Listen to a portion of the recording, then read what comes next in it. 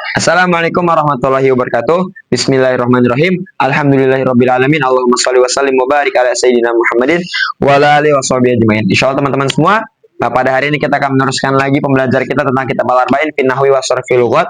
Kalau kemarin sudah sama selesai membahas tentang fa'il, naibul fa'il, insyaallah pada hari ini kita akan meneruskan lagi pembahasan kita, yaitu mengenai pembahasan tentang mubtada. Ini jadi masih mengenai tentang isim-isim yang dibaca rofa. Jadi buat teman-teman semua yang sudah punya kitab Arba'in, bisa langsung dibuka pada halaman ke-49. Dan bagi teman-teman yang belum punya kitab Arba'in, bisa langsung chat di nomor WA saya 0857 7179 7424. Insyaallah nanti saya akan kirimkan PDF Arba'innya secara gratis. Bismillahirrahmanirrahim.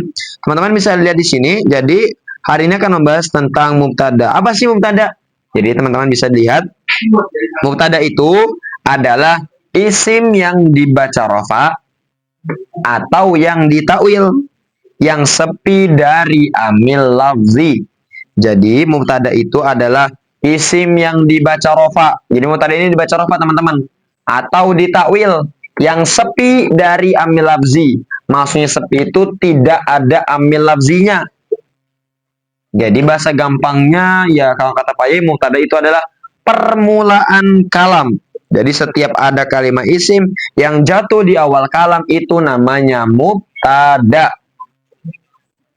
Mubtada, kalau kita kemarin sudah sempat membahas di halaman 4 ada, halaman 25 juga ada. Itu dijelaskan bahwasanya kenapa? Kurang terang ya? Oh, nggak tahu. Dijelaskan kemarin di halaman 4, halaman 25G, di halaman ke-25 dijelaskan bahwasanya mubtada itu ada 3. Sebutkan isim zohir, isim domir, dan juga muawal bil masdar. Jadi mubtada sama halnya seperti dengan fa'il dan juga naibul fa'il. Ada yang mubtada isim zohir, mubtada isim domir, mubtada muawal bil masdar. Mubtada yang pertama adalah mubtada isim zohir. Artinya mubtada isim zohir itu teman-teman, artinya mubtadanya tidak berupa isim domir. Jadi kalau kita menemukan ada kalimat isim yang jatuh di awal kalam dan tidak berupa isim domir, namanya mubtada isim zohir. Misal ada contoh lafaz zaidun qaimun, zaidun kalimah isim, sebab tanwin dan musnad ilaih. Musnad ilaihnya berupa mubtada. Nah, mubtada ini juga termasuk di antara 7 tanda-tanda kalimat isim. Cuman bahasanya kalau di Arba'in bukan mubtada, tapi bahasanya adalah musnad ilaih. Zaidun murabat mabni, murab, sebab bisa berubah. Bagaimana berubahnya? Zaidun, zaidan, zaidin, zaidun, zaidan, zaidin. Kalau kalimat isim berubahnya seperti itu, dun dan din. Berbeda dengan kalimat fiil. Kalau semisal ada lafaz yadribu, yadribu bagaimana berubahnya? Yadribu, yadriba, yadrib. Nah, jadi ada zaidun, ini perubahannya zaidun, zaidan, zaidin. Zaidun i'rabnya rofa. Kalau mungkin teman-teman masih baru belajar, mengetahui i'rabnya apa itu, mungkin teman-teman masih melihat harokat akhirnya. Karena i'rab rofa itu kan alamat asli atau alamat utamanya adalah dhammah. Mungkin teman-teman masih ngelihatnya, oh Zaidun ini i'rabnya rofa karena ya dia di dhammah. Cuman yang asli bukan seperti itu teman-teman. Tapi yang benar adalah Zaidun itu i'rabnya rofa sebab mubtada isim zohir lahu khobar. Kan mubtada juga termasuk isim yang dibaca rofa. Isim yang dibaca rofa ada 7. Sebutkan fa'il, naibul fa'il, mubtada, khobarnya mubtada, isimnya kana wa akhwatiha, khobarnya inna wa akhwatiha, tabil marfu, naat atau taukid badal. Nah, di situ ada mubtada. Jadi Zaidun ini i'rabnya rofa sebab mubtada isim zohir. Dikatakan mubtada karena jatuh di awal kalam atau karena dibaca rofa dan sepi dari amil lafzi. Kan teman-teman bisa lihat di sini. Zaidun itu sebelumnya tidak ada amil lafzinya. Maksudnya tidak ada yang kemudian merofakan Zaidun yang tidak, yang lafzi yang kelihatan gak ada. Ya.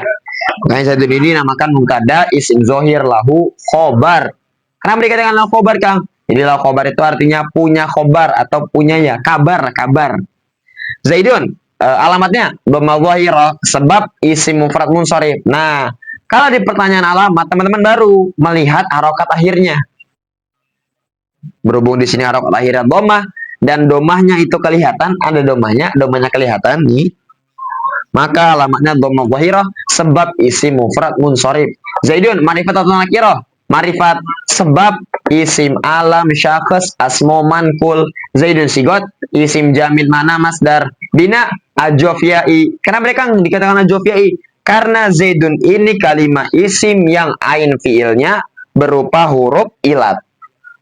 Kan di halaman 21 dijelaskan bahwasanya ada nama bina itu adalah bina ajof. Apa bina ajof? Kalimat isim atau fiil yang ain fiilnya berupa huruf ilat. Nah, jadi Zaidun ini kan za tersusun dari za, ya dan dal. Za huruf apa bahasanya huruf sahih, ya-nya huruf ilat dan dalnya juga huruf sahih. Berhubung ya-nya ini, ain fiilnya ini berupa huruf ilat ya, maka namanya bina ajof ya'i.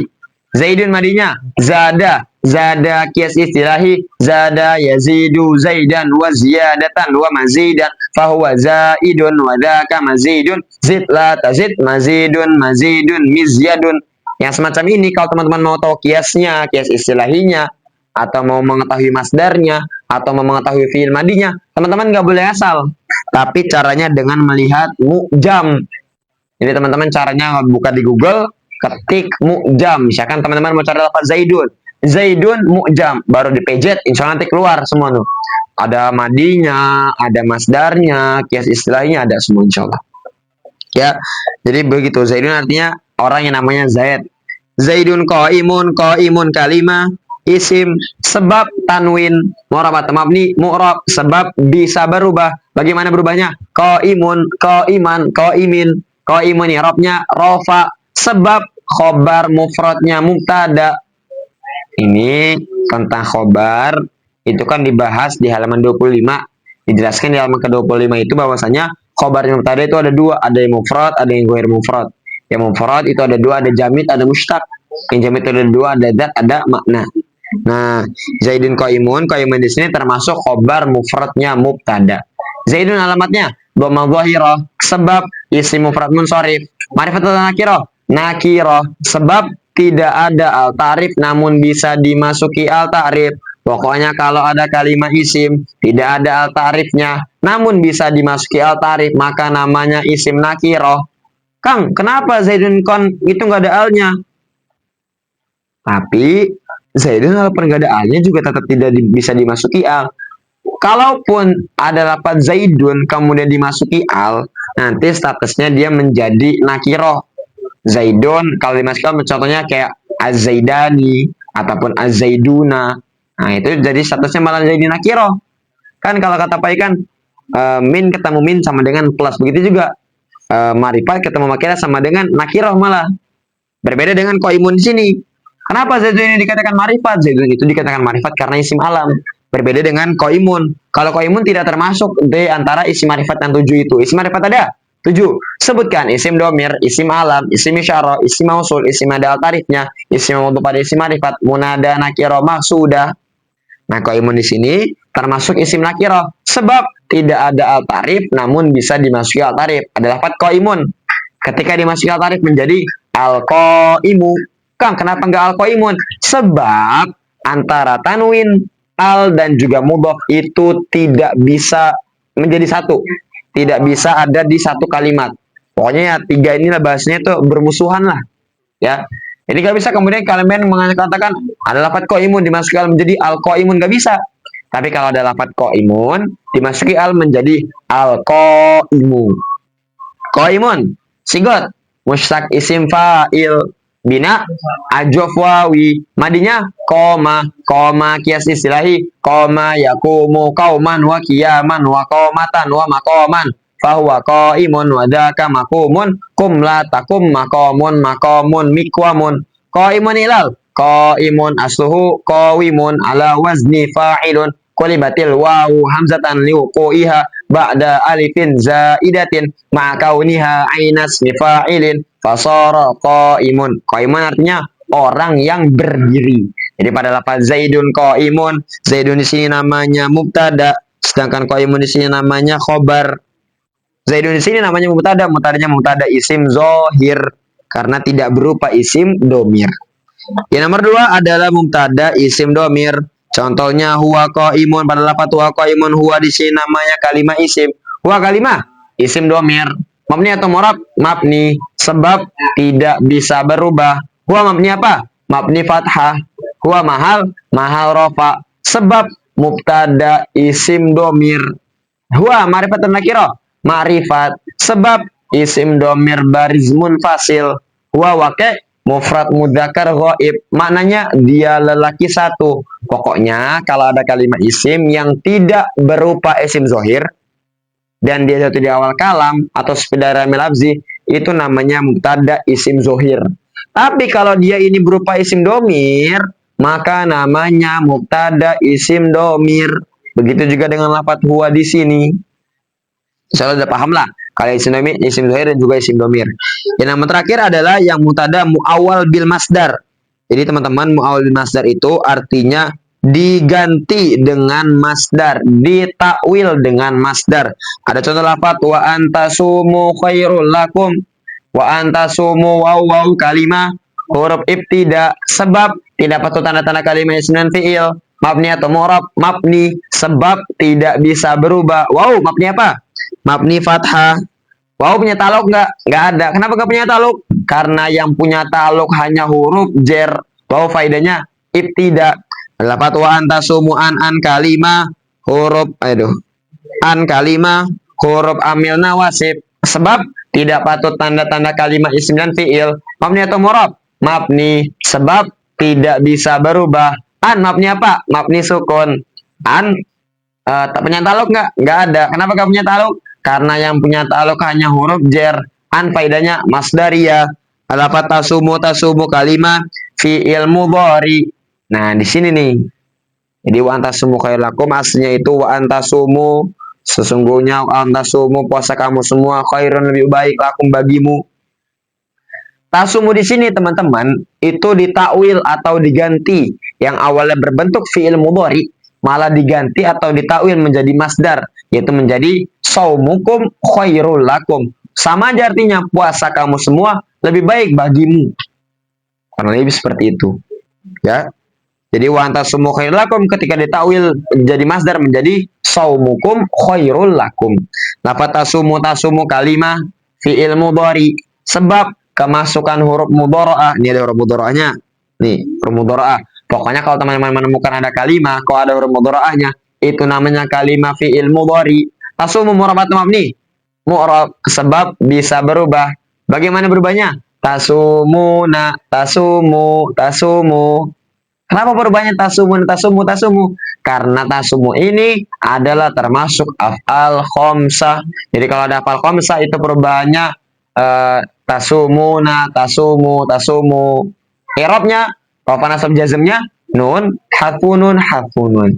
Di tasumu ini perubahannya tasumuna, tasumu. I'rabnya nasab. Sebab kemasukan amil nawasib. Ini ada A-nya. A-nya ini namanya amil nawasib. Tasumu. Alamatnya hadfunun. Sebab af'al khomsah. Tasumu.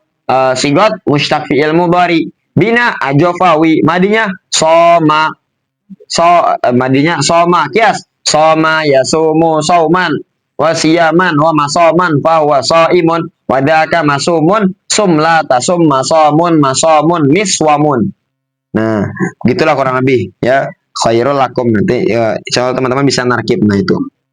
Nah, setelah jadi ingat teman-teman, mubtada itu ada cuma tiga aja. Mubtada isim zohir, isim domir, dan juga muawwal bil masdar.